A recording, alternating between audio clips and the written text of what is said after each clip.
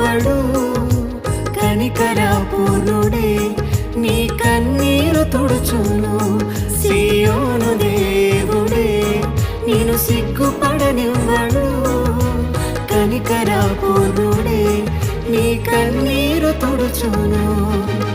అసమానుడైన వాడు అవమానపరచడు నిన్ను.